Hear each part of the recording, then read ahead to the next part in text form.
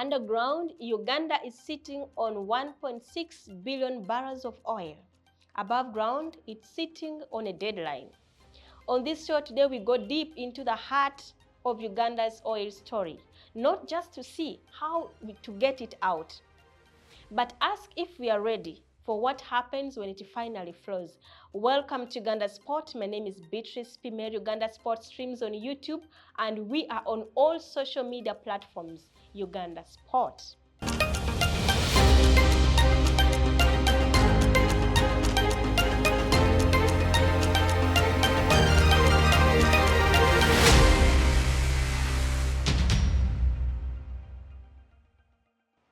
After nearly 2 decades of exploration and delays, Uganda finally is months away from becoming an oil producer. In the Albertine Graben of western Uganda, the Tilenga and Kingfisher fields are 60 to 75% complete, with nearly 200 wells already drilled and key facilities under construction.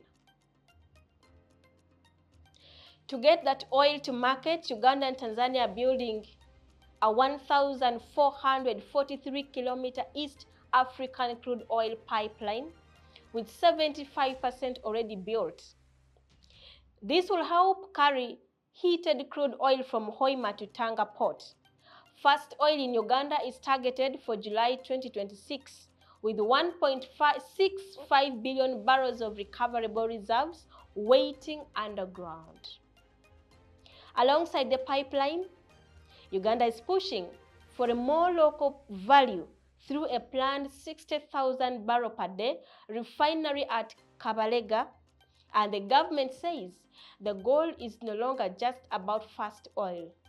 But what is it about? It's building petrochemicals and industry around it. Let's go to 1920, where the story started. Not because it wasn't valuable, but because it was difficult. Uganda is landlocked.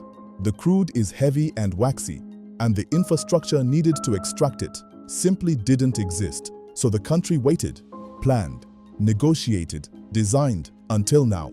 At the center of everything is the Tilenga oil project, a massive industrial operation spread across the Bulisa and Nwoya districts in western Uganda. This project is led by Total Energies, in partnership with China's CNOOC and Uganda's own national oil company.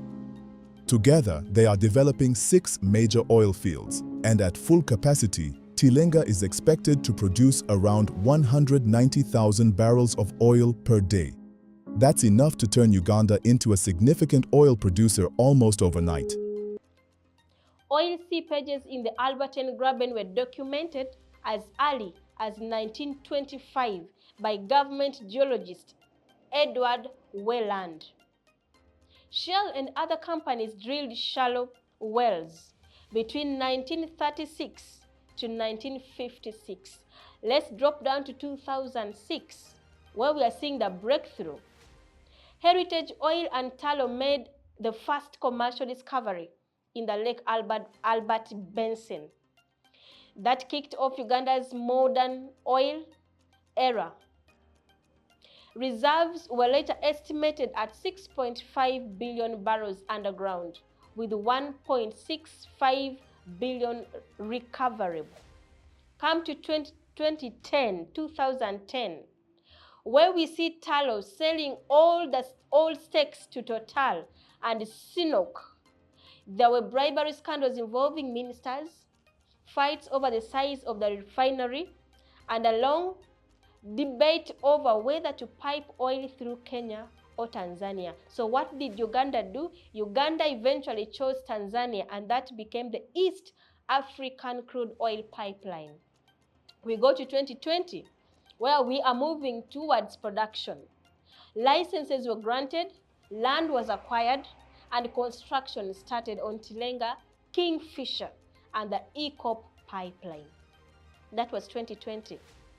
Compensation fights and land loss complaints from communities emerged. They all became part of the story. And that took us to 2025 and 6, where we are seeing nearly 20 years, Uganda is finally 9 to 10 months from its first oil in July 2026. The construction is 60 to 75% complete, like we said, and the focus has shifted to making sure oil funds industry, not just exports. With over 20,000 Ugandans already deployed and employed in these directly, we see billions in contracts going to local farms. The question we are asking now is whether Uganda can turn crude underground into jobs, exports, and industrial growth above it.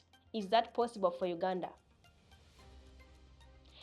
We need to know that Uganda isn't entering this oil business in a vacuum. No, there is a source to it. To understand what's at stake, we will look at Iran, a country that has had oil for over a century, yet still struggles to turn it into power and prosperity. So what about Uganda? Let's look at this.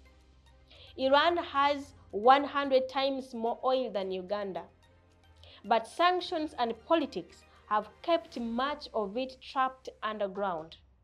Yet Uganda, on the other hand, has smaller reserves, but is now building its own industry as of now.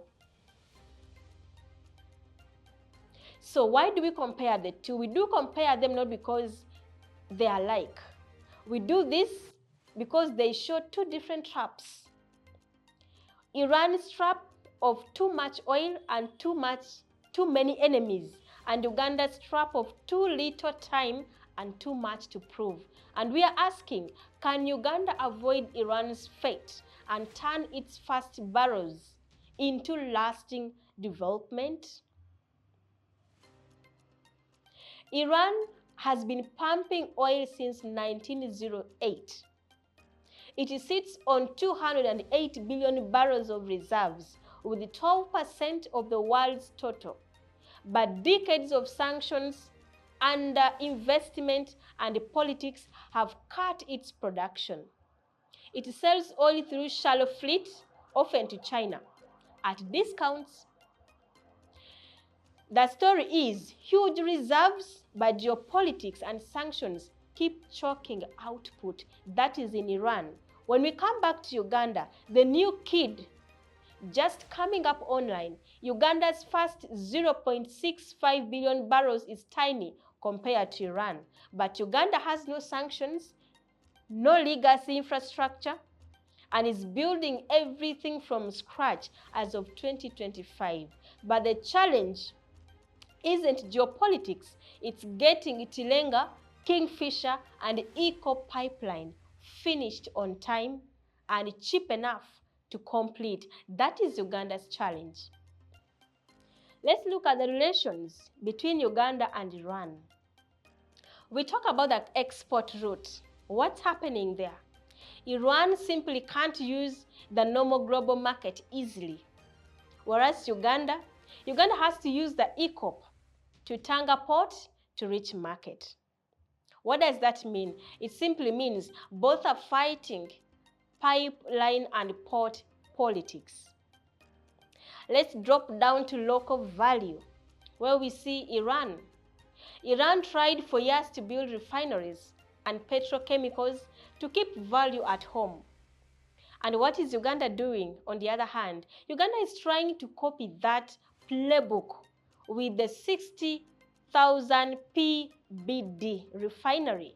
And the goal is to avoid just exporting raw crude oil like Nigeria did for years. Uganda wants to set a legacy. Uganda wants to stay apart. And the timing here, Iran's oil is geopolitical. It's geopolitically bargaining chip, whereas Uganda's oil is an economic development.